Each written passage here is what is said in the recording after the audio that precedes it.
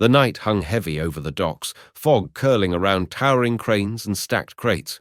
A cargo ship loomed in the harbour, its belly groaning as crates were unloaded one by one onto the waiting trucks.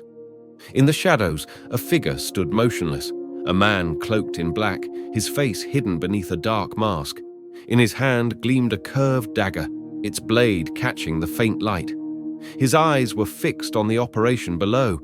Among the crates, a select few were quietly pulled aside and loaded onto a lone truck. Silently, he slipped closer, each step measured, his presence unseen. At the truck, two men stood guard over the cargo, unaware of the danger.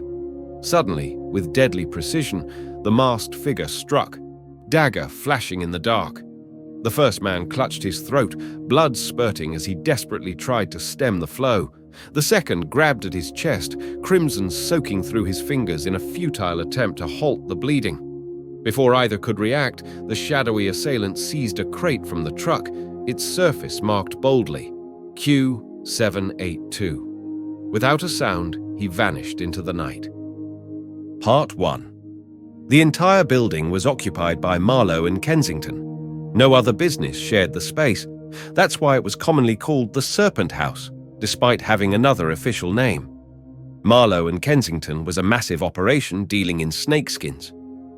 The office housed dozens of clerks, with at least a dozen managers overseeing separate departments. 30 hunters were employed to supply the snakes. They were not charlatans. Educated and methodical, their snake hunting was scientific and well paid. Judging by their appearance, no one would suspect their grim, unsavory profession.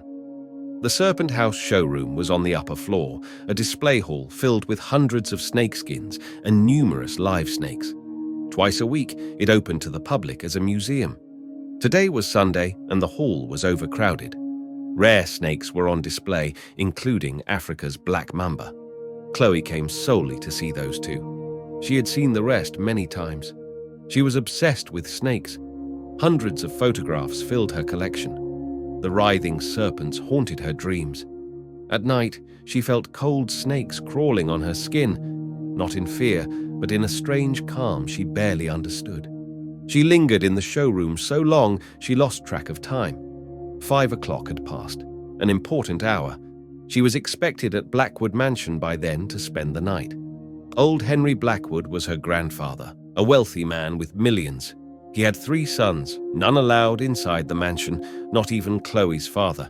The family was large, but only Chloe was close to Henry, who trusted her deeply.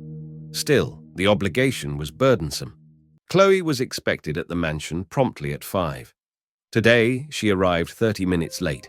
Henry's irritation was immediate. "I haven't had my tea," he snapped. "You know I take it at 5:15, and you're always with me." "Yes, but one of my friends..." "Friends before me? Look, enough. Go. You're not needed." "Grandfather, you don't understand. She was my playmate." "I still haven't had tea." "I'll bring it." Chloe left. Henry, over 80, thin and frail, his deeply lined face shaved daily, was considered eccentric. He lived alone. The rest of the family scattered around the city, financially dependent but barred from the mansion for reasons unknown. The mansion was vast and magnificent, with 15 servants and countless pets, parrots, cats, rabbits. Chloe often felt like one of them. Henry treated her like a child, controlling her every move. He even rifled through her vanity bag, shuffling its contents, a violation that enraged her. Now, with Chloe gone to fetch tea, Henry picked up her vanity bag. Suddenly, a small snake slipped out onto the floor. Henry jumped up, but remained calm. He neither shouted nor called for help. The snake crawled slowly. Henry crushed its head with his walking stick and sat back, thoughtful. He returned the bag to its place. 10 minutes later, Chloe returned with tea. Henry pushed his chair forward. Chloe's gaze fell on the dead snake. "Oh, this snake," Henry said, fixing her with a sharp look. Chloe's expression was one of surprise. "It's here." "Where else could it be?" "How would I know? I mean, I didn't know it was in the room." "I killed it," Henry said, watching her closely. "But how did it get here?" "You brought it." Henry's eyes stayed on her. Chloe began to cry. Henry's face remained unreadable. "I'll preserve it in spirit," Chloe said quietly, pouring his tea. Such a beautiful color. They drank in silence for a moment. "You're tired of me," Henry said finally. "Why?" "Not at all. Why would you say that?" "I feel it." "I'd argue that. Because I often wrong you." "I don't think so. Why mention it now?" "Today, carelessness nearly killed me. That snake was in your vanity bag." "No." Chloe jumped up. "Sit. It's true. It's wrong of me to go through your things." "Grandfather, I swear, not even my angels knew." Chloe's face paled, her chest rising and falling sharply. She licked her dry lips. "Sit and drink your tea," Henry said softly. She sat, trembling. "Who put the snake there?" "I don't know, but..." "But what?" "I just lied to you." "I didn't visit a friend. I came straight from Marlowe and Kensington's showroom." "Why there?" "I'm interested in snakes." "I know." "When I left home, there was no snake in my bag. I checked. Who was with you?" "No one. I went alone. I had info about 2 new snakes on display today." Henry thought, then said, "Everyone knows about my habit of opening your bag." "Yes." "You must have told someone? Complained, maybe." Part 2. Deputy Director Ryan Blake entered the room. Damien Shaw immediately massaged his temples in frustration. "You always stir trouble and then disappear," Ryan said, gripping Damien's hands tightly. "The trouble stirs itself, Ryan," Damien replied seriously. "You mean Marlowe and Kensington?" "Sit. I have a splitting headache. No physical labor today." "I'm in no mood for nonsense. Stop babbling or I'll lose my patience." Damien smirked faintly. "Lately, I've been writing the 8th volume of Tilizami Hoshruba. Want me to recite some lines?" Ryan groaned and fell silent. "Don't argue needlessly," Ryan warned. "Or what?" "I'll get you into serious trouble. About those bluebirds. You forged the Home Secretary's certificate. That's news to you? You can't touch me. Let it go. I won't report it." "You're doing yourself a favor. Tell me clearly. What do you know about Marlowe and Kensington?" "I'll speak clearly once I know clearly. They're involved in something illegal." "Describe it," Damien scoffed. "I'm waiting for you to tell me, Ryan." "You were at their showroom recently. You spoke to Chloe, Henry's granddaughter." "Chloe's a friend of my sister Isla." "So you admit meeting her?" "Indeed," Damien said, pulling out a packet of gum. "Answer my questions seriously." "Send me the questions in writing, 5 out of 7 mandatory. A neat handwriting, please." "When you met her, did she have her vanity bag?" "Number." "She carried several satchels around her neck." "Behave seriously." "If I get serious, you won't be seen again." "Answer." Damien's tone turned serious. "Carelessness weakens you. Blue and yellow sparks. Dizziness. Sometimes you don't have the strength to visit a doctor." "You'll pay for this," Ryan said, standing. "It's fear of consequences that keeps me from marrying." "There was a snake in Chloe's vanity bag." "She seems timid," Damien replied casually. "If I were a girl, an elephant might have crawled out of my vanity bag." "Damien, I'll summon you for questioning. You won't learn anything until you answer fully." Ryan returned later, sitting silently. "Do you know Henry?" "I've heard his verses at poetry readings," Damien said. "Henry? The millionaire?" "Yes, I know him. Chloe's a friend of my sister. A snake was found in her vanity bag. Henry opened it. Chloe denies knowledge, but admits he often rifled through her bag." "Good habit," Damien nodded. "Who knows what girls carry these days?" "Henry believes someone tried to kill him. The culprit is unknown." "You're crazy. The snake was in Chloe's bag." "She denies knowing how it got there." "What then? What do you expect me to do?" Damien slammed his forehead. "She visited the showroom to see snakes. You were there too. What were you doing?" "Wandering. None of your business. You don't know the full story. Otherwise, you wouldn't joke." "Stop joking. 2 nights ago, Chloe slept at Blackwood Mansion. No relatives allowed except her. Her room shared a wall with Henry's. She was asleep when a scream woke her. Henry's scream. Then a second scream followed. For minutes, she lay still. Sounds of a struggle came from Henry's room, then silence. "Thank God," Damien whispered. Ryan continued without looking at Damien. Chloe woke servants and led them to Henry's room. It was open but empty. Blood stained the bed and floor. Furniture overturned. A fight had occurred. Henry was missing. Damien said nothing, staring at Ryan. Henry's still missing. Chloe revealed much, but suspicion lingers. What did she say? Henry distrusted his 3 sons, hence the family's split. No one but Chloe was allowed at the mansion. She had his trust. Yes. What do you think? No opinion yet. When you do, your wife will be of age. Damien, what were you doing at Marlow and Kensington? Damien's demeanor hardened. What are you suspecting? Nothing. Just want to know. There were nearly 150 people there. I'll answer after consulting them. Ryan snarled. You think I want your help? Number you specialize in wasting time. You're playing. Because of the snake in Chloe's bag, I came to you. You mentioned illegal activity at Marlow and Kensington. Chloe says the snake wasn't in her bag before the showroom. Maybe she lied. Now go do your work. I'm busy with 12 divorce cases, each promising £1,000. Part 3.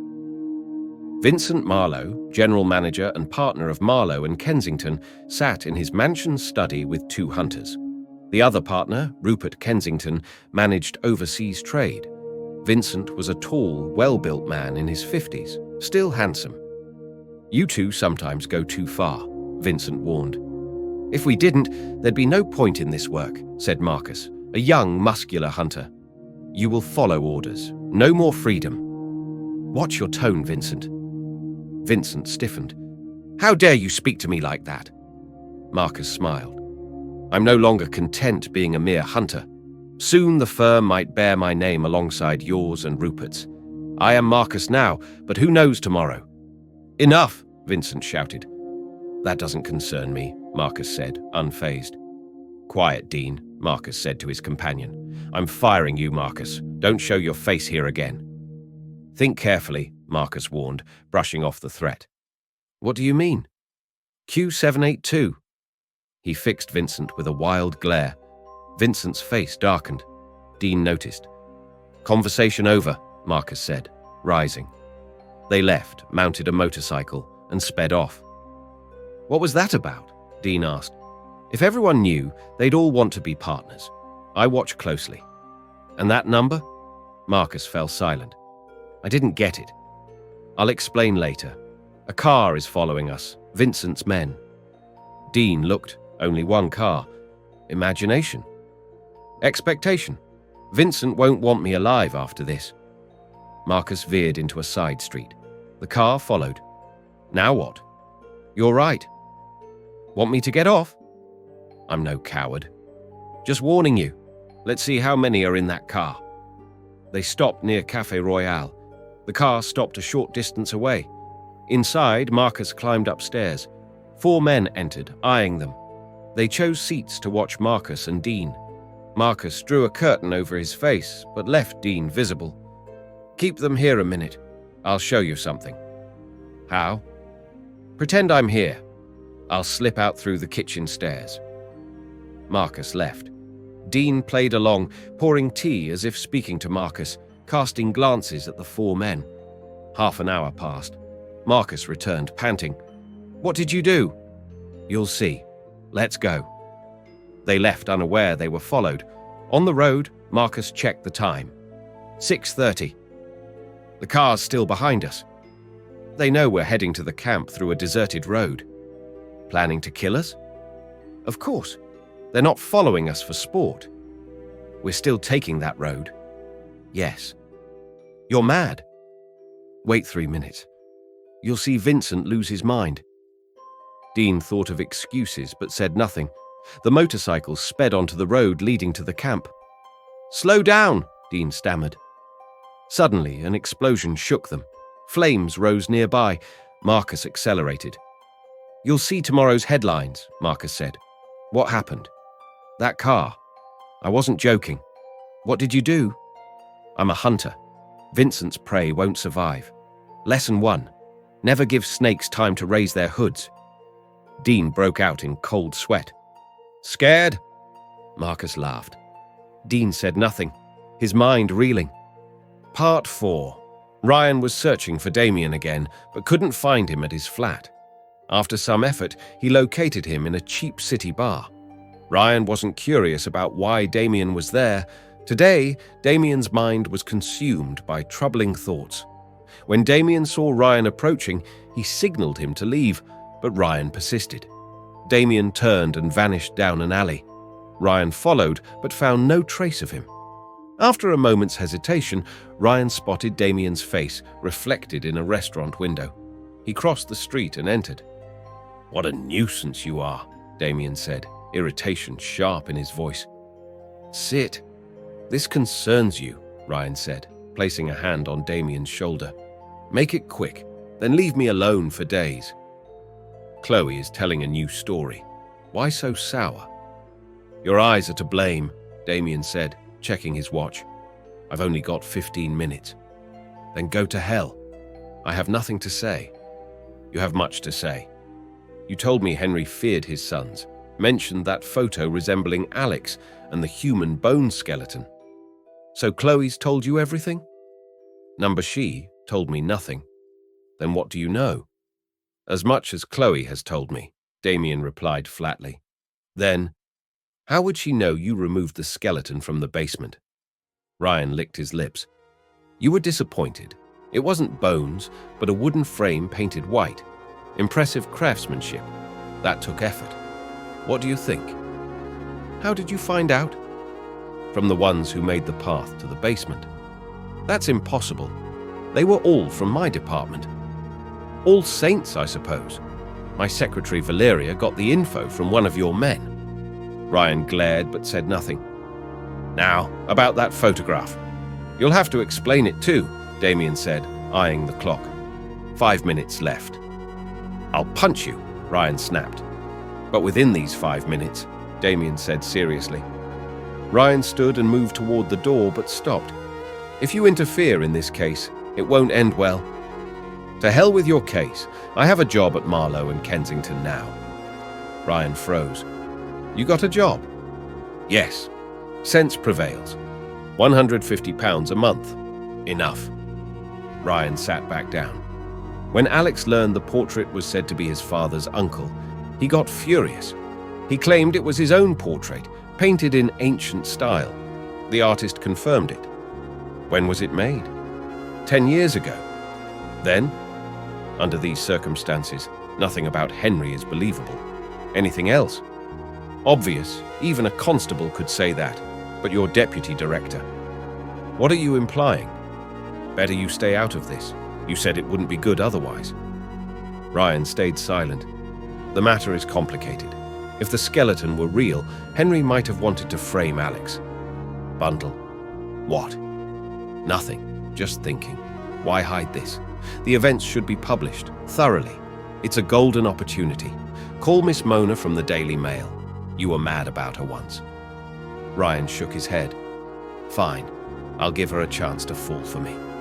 You won't? Oh, what do I care? I'm with Marlowe and Kensington.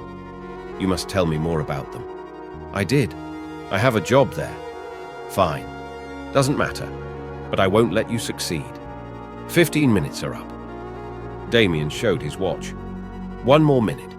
You won't succeed without publicizing these events. And don't forget the snake in Chloe's vanity bag and her visit from the showroom to Blackwood Mansion. Ryan thought deeply, then nodded. Now I believe these events must be publicized. What was Henry's motive? You're a good boy. Go. Question Vincent about the snake. What good will that do? Very useful, like an elixir for back pain. Now you're babbling. Don't worry. The most important thing, question Vincent only after these events appear in the papers. Why? Delivery will be easier. God help me. and never come to me at Marlowe and Kensington's office again. Understood? I'm off to duty. Only 10 minutes of break left." Before Ryan could reply, Damien was gone. Part 5.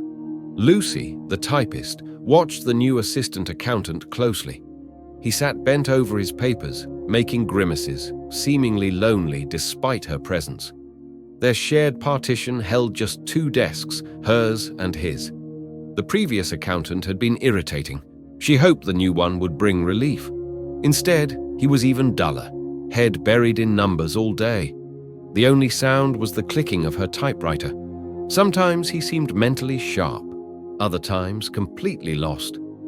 Now, paused at her keys, Lucy studied him as he dozed, then jerked awake, pinched his cheek hard and muttered, "Ouch!" Lucy laughed quietly. The accountant startled, then looked embarrassed, as if caught in public. "I do that to chase sleep away," he stammered. "I thought you never felt sleepy." "Of course I do. You must dream in numbers. Lately, even my dreams are filled with typewriter clicks." "Where did you work before?" "Nowhere worth mentioning. You must have friends." "None. I'm shy." "Shy? What kind?" "The kind that just overtakes you. You don't understand shyness. Many reasons for it." A foolish expression crossed his face. Lucy decided to let time pass with his quirks. Even dull company could be entertaining. "How many children do you have?" she asked. "7, including me." "Including you?" "Yes. If you exclude me, 6 remain." Maybe I'm using the wrong name. Well, whatever. What was I saying?" Lucy smiled. "I'm amazed you live without friends." "When am I alive?" he said sadly. "Surely you carry deep wounds." "Yes? How did you know? Do you have foresight?" "Got it last year. Many x-rays. Doctors disagreed. Finally, they found my kneecap slipped. There's an Urdu proverb. Hit the knee, the eye bursts. I think it's the other way round. I didn't understand any of that." "You understood less than a quarter." "You always play with numbers," Lucy smiled. "It's my curse. I love arithmetic. I hate it. To each their own. At least you'll get married." "What does marriage have to do with arithmetic?" "A deep connection. I tried explaining to my future father-in-law, calling a wife the better half. I said he was the worse half. He was offended. Guess why marriage didn't happen?" Tears welled up in the accountant's eyes. Lucy didn't know whether to comfort him or laugh. He drummed his fingers quietly, oblivious to his tears. Part 6. Marcus entered Vincent's office without hesitation. Vincent, alone, tensed visibly. "Why are you here without permission?" Vincent demanded. "Perhaps there's no need for that anymore," Marcus said with a smile. "Sit," Vincent ordered. After a moment, Vincent said coldly, "You can't blackmail me." "I know. Blackmail is for cowards. Those who followed me last night learned that. I'm no coward. I take what I want." "You're still a child, dreaming of castles in the air. So you refuse?" "No," Vincent said, opening a drawer. "The firm no longer needs you. Here's your notice." Marcus ignored the paper. "But Q782 is mine now," he said slowly. "You're lying. Just your imagination. Get out. As you wish, but all hunters stand with me. If I go, they go." Vincent rang for a peon. "I'm leaving, Vincent. Tonight, you'll feel the loss." Marcus left. Clarks nodded as he passed. He stopped by Lucy's desk. "Hello, Marcus," she smiled. "Hello, Julie," Marcus said. He glanced at the new accountant, who blushed and looked away. Lucy signaled Marcus that the accountant was clueless. "What's your name?" Marcus asked, lightly patting his head. The accountant grew more embarrassed. "This is important," Marcus said quietly. "Every accountant here should be my friend." Before Marcus could sit, 2 Irish guards entered. "Leave," one said, grabbing Marcus's arm. Marcus's bloodshot eyes met theirs. He released the grip and stepped back. "Go. Tell Vincent this rudeness will cost him." He brushed them aside and left. Lucy and the accountant stared, shocked. The guards muttered as they left. The accountant asked Lucy, "Who was that?" "Marcus. A hunter. He seemed furious, temperamental and dangerous. Dangerous? Oh dear. The accountant blinked. I don't know what it was about. He spoke harshly about Vincent. For Vincent? The accountant hesitated, then said softly, I didn't hear that. Otherwise, I'd have defended Vincent. You would have fought him. Why not? Did you see those guards? They trembled. They must have been scared. I don't understand what happened. I'll find Marcus. Will you give me his address? Lucy laughed. The accountant got annoyed. Stop making fun. Lucy left without answering. The accountant pulled back a curtain and stood by the doorway. The office buzzed with whispers. Vincent's chair was empty. He checked his pockets and walked to the restroom behind Vincent's office, separated by a wall. Locking the door, he pulled a black curtain over the mirror. From his pocket, he took a small black box with a thin wire. He connected it to a tiny ventilator wire resembling a straw in a spiderweb. Pressing the box to his ear, he listened. It was a powerful hidden dictaphone receiver. Part 7. Unaware that his conversation was being secretly recorded from the restroom, Vincent spoke to his manager in his office. That man must be eliminated. Otherwise, everything falls apart. 4 of them were seriously injured. The car was company property. The police will investigate. Another problem. You saw today's papers. What about Henry's case? I don't understand it. There's heavy focus on the girl. The snake was found in her vanity bag after leaving our showroom and going straight to Blackwood Mansion. The police will use this to trap us. We have 2 investigations now. Meanwhile, Marcus is stirring trouble.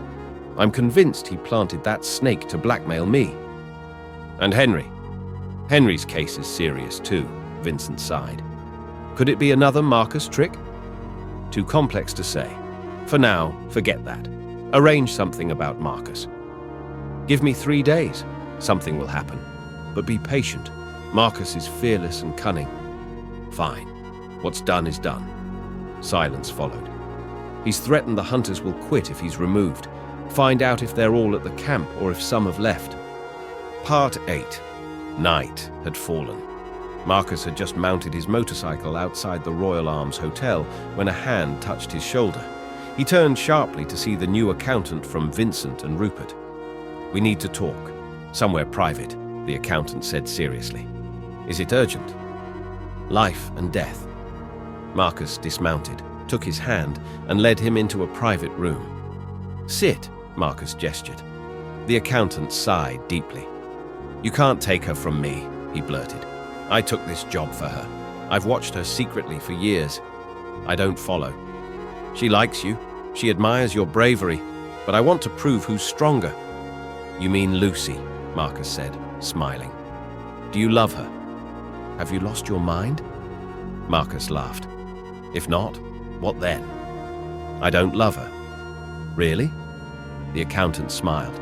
Believe me, tonight is dangerous for you. You'll be killed. How do you know? I overheard Vincent and his manager. Many are after you. The manager knows where you sleep in the jungle. Tonight is the night. Marcus studied him silently, then asked, How much do they pay you? More than £150. £160? Poor pay for love. She'll bear her love. I'll bear mine. You're a fool, Marcus smiled. But a close friend.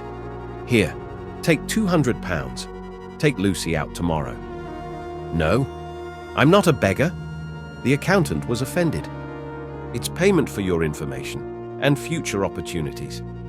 You want me to spy for you? What's the harm? No harm. But if they find out, they'll fire you. Until then, take £200 monthly.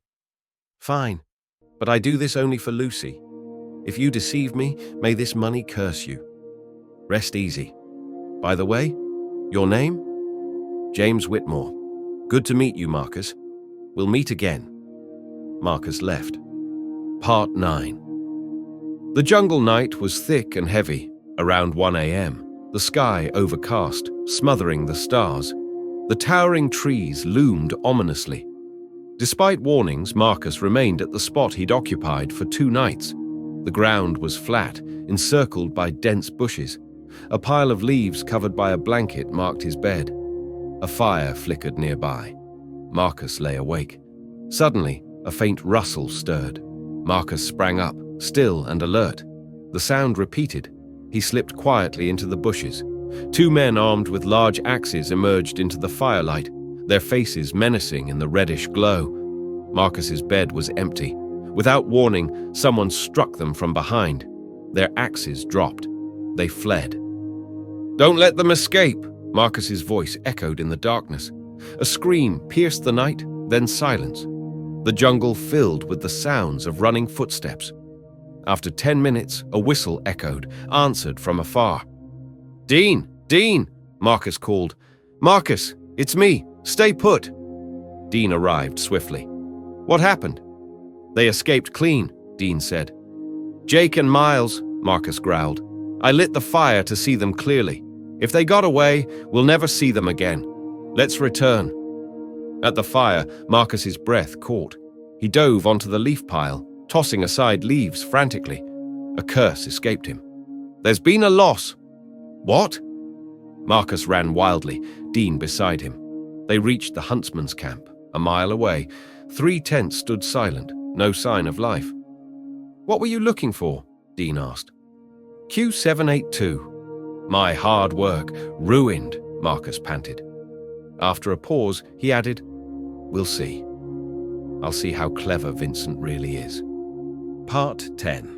At exactly 3 a.m., Damien entered his flat. The door was unlocked and the room was lit. Deputy Director Ryan Blake slept in an armchair. Damien placed a small wooden box on the table, staring at Ryan before shaking him awake. Ryan jolted upright. "Mr. Ryan, is this an inn? Why are you here so late?" "Please sit, Mr. Whitmore," Ryan said bitterly, revealing a pair of handcuffs. "Duty calls." "What do you mean?" "You'll ask later. Friendship aside, I must do my duty." "Say something, or keep boring me." "This is your warrant. James Whitmore, assistant accountant at Vincent and Rupert, accused of embezzling £5,000. The firm's manager provided your photo." Ryan showed Damien the warrant. It bore Damien's photo.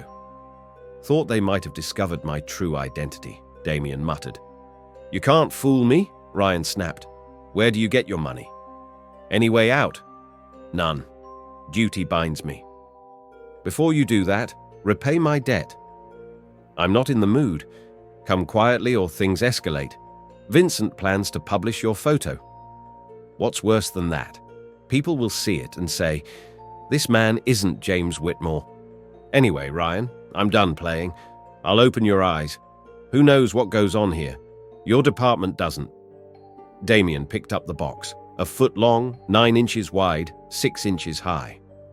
"From Zambia, via airmail, addressed to Vincent and Rupert, number Q782, product or cereal."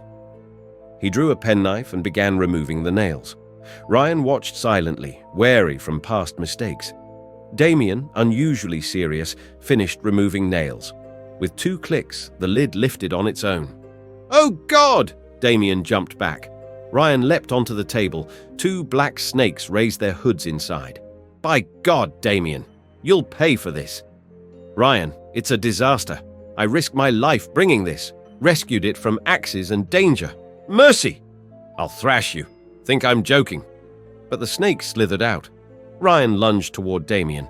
Catching him was no easy task. Part 11. The next morning, Damien's photo appeared in newspapers, offering a £5,000 reward for James Whitmore's whereabouts. Damien saw the ad and felt fully immersed in his assumed identity. The previous night, he shadowed Marcus from the start. Marcus visited the huntsman's camp, then walked with Dean to his sleeping spot. Marcus sent Dean back on an errand and moved aside alone. Damien followed. Marcus retrieved a box from a thorny bush, the same box Damien had tried to open for Ryan, releasing 2 snakes. Marcus hid it under leaves, covering it with a blanket. During the attack on Marcus, Damien slipped away with the box. The reason for Marcus and Vincent's conflict remained unclear, but the box's live snakes suggested a connection to Vincent. Marcus's careful concealment and sending Dean away hinted at its importance. Damien pondered the box's mystery for hours in a shabby hotel room. He'd altered his appearance, changed his hair, swapped his suit for pants and jacket, wore dark glasses, even a fake mustache, which he despised but needed. Ryan's involvement was both a threat and a lifeline, given the evidence mounting against Damien. At 8 p.m. Damien left, boarding a bus to Brookfield, traveling cautiously, knowing he was hunted. After 10 miles, he disembarked and trekked through dense jungle for 1.5 miles to the camp.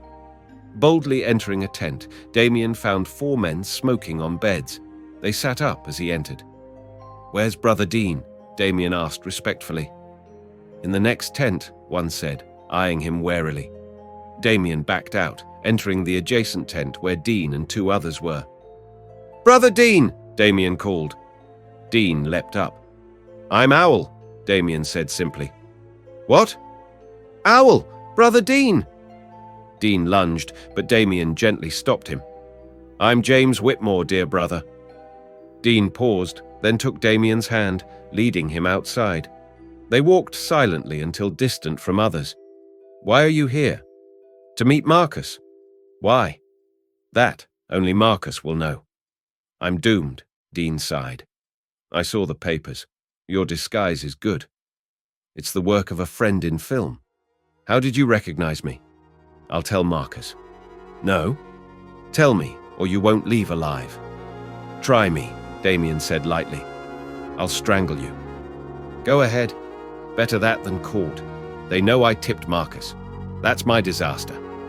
"How do you know me?" "Answer." "If you don't tell me where Marcus is, I'm leaving." "You can't." "Who'll stop me?" "I will." "Try." Damien stayed within 15 yards, daring Dean to catch him. He slapped Dean on the head repeatedly, evading every attempt. "Here I come! There I go! Take that!" After 10 to 15 slaps, Dean was exhausted. "Enough! You're not listening! Take me to Marcus." "Fine," Dean gasped. Part 12. Marcus had taken shelter in a cave-like place, draped by thick branches, room enough for 3 or 4 to sleep. He stared at Damien for several minutes. Damien sat with his head bowed, like a worried father contemplating his children's fate. Dean stood guard near the exit. Occasionally, Marcus spoke. "At first, I thought you a fool. Now, I'm not satisfied. You know what that means. Tell me, how did you recognize Dean? How do you know him?" "Lucy told me Dean is your close friend." "That's it? How did you know this Dean is the same one?" "Because of his long nose and large nostrils. Every man with such a nose looks like Dean to me." "Don't waste my time. You can't fool me." "You keep fooling me." "Marcus, you ruined my career. I wander like a thief, hiding my face." "Who sent you here?" "God Almighty." "Now say something." "Think you'll get out alive?" "Do you want a slap?" "I'm a ghost, not a man." "My name strikes fear.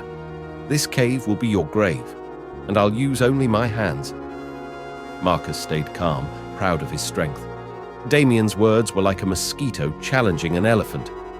"You're laughing, Marcus, but I have little time. Tonight, I need £5,000. I plan to break into Vincent's safe. He'll remember the torment." "You still haven't answered. How did you recognize Dean?" "God, again Dean. I first barged into the wrong tent. Found Dean next door. I said his name aloud. Not to him specifically. He jumped, and I knew. I'm not convinced. One way to settle this. Bang our heads together. If mine breaks, I'm a liar. If yours breaks, we're both fools." Marcus stared. "Why come to me?" "To see if you can explain Vincent's house layout. I know the safe's near his bed." "You're really breaking into the safe?" "I rarely lie. I won't advise it." "I didn't ask. I'm James Whitmore. I do what I think, and I haven't thought about marriage." "Listen, you need £5,000. "I do. I can give it." "You?" "Yes. Not a big deal." "That's why you hide in caves?" Marcus was silent. His sharp eyes analyzed Damien. "I can't figure you out." Better not try. Many have died regretting it. Let's make a deal. Tell me about yourself. We must understand each other. Damien considered, then said, If you deceive me, who will I complain to? How would I? Informing police? My profession's no friend of the law. Your profession? I rob. Oh, I don't rob. But when it comes to safes, I'm unbeatable. My sleight of hand can vanish an elephant in daylight. Sounds like a detective novel. It's true. How can I believe? When I was slapping Dean, his wallet slipped into my pocket. Dean searched and gasped. Here, take it. Damien tossed the wallet back. Well done, Marcus said. Have I touched you yet? Think. No. Your wallet's with me too. Marcus patted pockets. His wallet was thrown before him. Our friendship could be useful. Explain the house layout. No use. No one keeps large sums at home. Even 2,000 or 4,000 won't last long. A man needs a big catch. Say something. In a year, the three of us will be millionaires. If you drag this on, I'll strangle myself. A shipment's coming to the docks. You'll steal crates. No problem. I can vanish them under thousands' noses, if not at docks between there and warehouse. What do you take me for? Identifying the crates? All marked Q782. Wait, Q72? No, Q782. Consider them gone. What's inside? Snakeskins? Live snakes? Number don't ask now, just steal. We'll see later. So even you don't know? Take it as is. You won't say more. Number I trust friends. You may not know but must suspect. A lot's possible. Illegal exports, valuables. Risky. What if crates get lost? Think of it as a gamble. Crates come from snakeskin traders, who suspect such valuables sent carelessly. So there are crates with other numbers too, and I steal only Q782. Of course, different numbers mean different skins. How do you know the shady ones? Stop arguing. No other ideas. I want to be sure. I'd hate to haul snakeskins by mistake. Crates marked Q782 never reach warehouse. Vincent and manager watch them. No one knows where they go. Something shady's happening. Let me know a day before arrival. Part 13. Deputy Director Ryan was caught in confusion. He had worked with Damien many times, but never like this, wandering with Damien's arrest warrant, searching for him. Now Ryan juggled two cases, the old millionaire Henry's and Damien's. The Damien case was Ryan's personal burden, otherwise civil police would handle it. Their friendship was strange, at times affectionate, at others filled with unbearable resentment. Damien had hinted at illegal dealings within Marlow and Kensington, but never explained. Then Henry's case surfaced, linked somehow to the firm. Next came the bomb blast in a Marlow and Kensington vehicle injuring 4, claimed stolen by the firm. The injured admitted intent to steal but denied knowledge of the bomb. Finally, Damien was accused of embezzlement by the firm, seeking police help. Ryan's focus zeroed on the firm. The fifth shocking truth emerged. Henry was also a partner. Ryan summoned Vincent again, who sent his manager instead, avoiding him. Annoyed, Ryan confronted the manager. Why hide Henry's partnership? When did you ask? That's irrelevant. This is a business matter and should have been disclosed. Now that you've asked, yes, Henry is a partner. How much?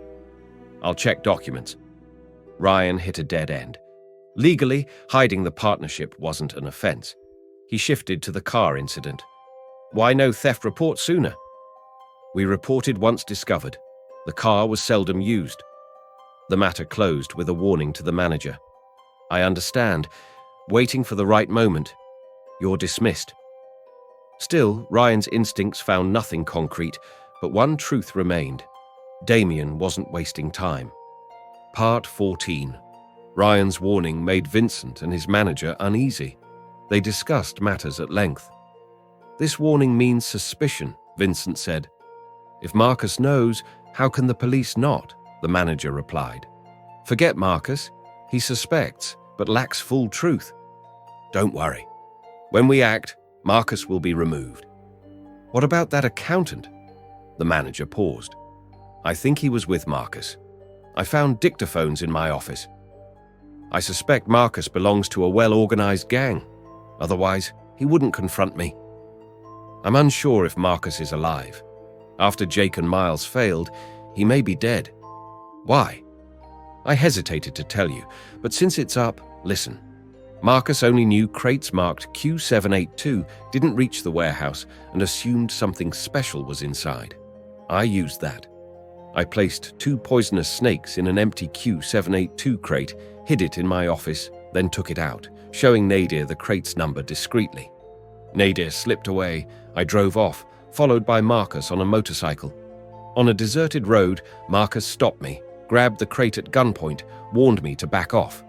I left. Jake and Miles trailed Marcus. I ordered them not to let him open the crate, wanting him to do so at his hideout, unprotected. They attacked only to protect themselves, fearing Marcus had discovered them. Then they fled. So Marcus was alive then? Yes, and hadn't opened the crate. Why attack him? Self-defense. Panic led to attack. Ran away, of course. Yes. Had the plan worked, Marcus would be dead. Which hunters are with him? None. Nadir remains loyal to the firm, not Marcus. Did you question the hunters? All deny seeing Marcus since the attack. Nadir's at the camp. Yes. According to Jake and Miles, Nadir was with Marcus during the attack. I trust that. For now, I'm lenient with Nadir. After the next shipment, I'll act. So Marcus is dead? Yes. Are those snakes so deadly Marcus would vanish? What about his body? If Nadir's an accomplice, why hide Marcus's death from hunters? Nadir should know the hideout. Even if alive, I'll finish him. Finally, something useful. Now, enough talk. The shipment must be handled carefully. Not for Marcus, but because Ryan's warning might mean something. Part 15. At 9 p.m., Damien arrived at Marcus's hideout, his appearance altered. Marcus rose, leaning on his axe. Damien bowed slightly. "James Whitmore, my friend," Damien said. Marcus was surprised. "Are you man or devil?" "I appear as both," Damien replied. "Speak, what's happened?" "First, coffee. I'm tired." Marcus filled the pot and packed his pipe. "If bad news, I'll react badly. If we miss this shipment, disaster. They may change tactics." "I'm no amateur. I always deliver." "You lifted the crates?" "Consider them gone." "What?" "I delivered them home." "Be clear." "I am." "James Whitmore." "Calm down.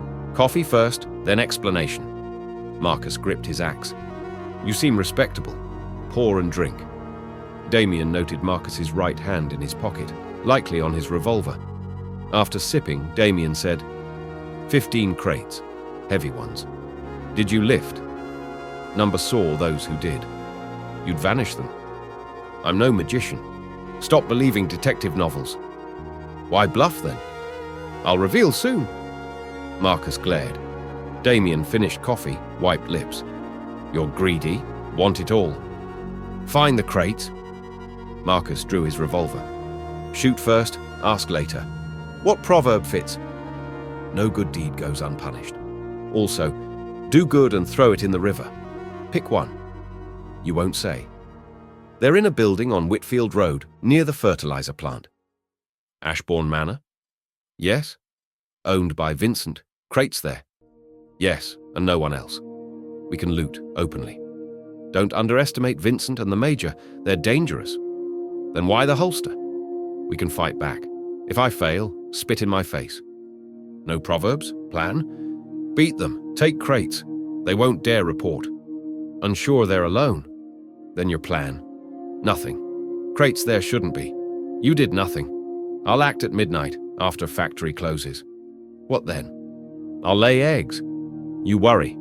Coward? Words sound cowardly. Let's go. No Nadir. Why? He's a fool. They left, motorcycle hidden, then rode an hour to the manor. No lights. They're here. 2 asleep watchdogs. Damien broke a window, unlocked. They slipped inside. Darkness until suddenly lights blazed. "Hands up!" A voice. Damien fell back, revolvers aimed. Vincent and manager appeared. Damien gestured silence. Manager confused but smiled briefly. "Recognize me?" Damien teased. "I brought this idiot." Vincent and Marcus flinched. "Who are you?" Manager lowered gun, stepped closer. Damien struck, manager shrieked, fell on Vincent, both down. "Marcus, tie them." They beat them unconscious, took revolvers, bound hands and feet. Marcus sat, lit pipe. "Admit I'm master." "Yes." "Maybe your disciple." "Stay here, I'll find crates." "Not here," Vincent yelled. "James never lies." Damien removed disguise, smiled. "Applaud." He left, revolvers in hand. Marcus relaxed. "What now?" "Take crates. Your fate's my partner's decision."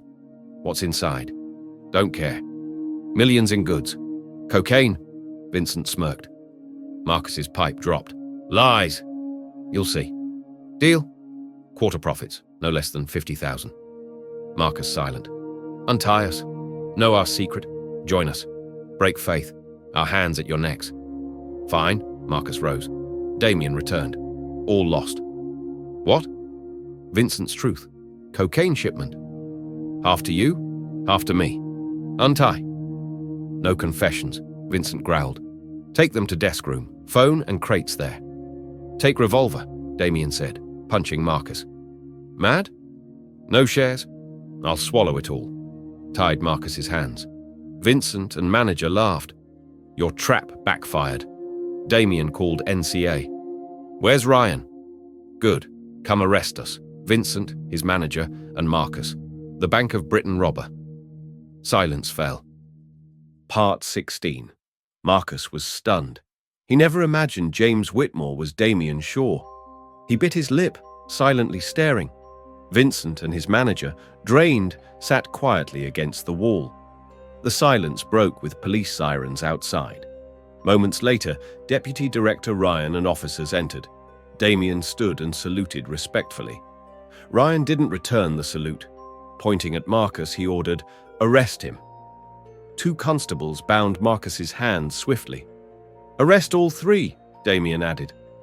"Already decided," Ryan said, signaling officers to seize the cocaine crates. He approached Damien. "Brilliant work." "Thank you, sir. Your first case since returning." "I wasn't off duty, just on a short break. I stayed active with the responsibility you gave." "You did excellently." "You flatter me, sir. Just did my duty." "What reward do you want?" Damien chuckled. "Your trust was the biggest reward. That suspicion hurt more than you know." "I understand. Now everything's clear. The department is proud." "Thank you, sir." Damien bowed. Ryan ordered, "Take them away. No leniency. If any act smart, shoot on sight." Officers saluted, dragging the prisoners. Marcus, wide-eyed, turned before leaving.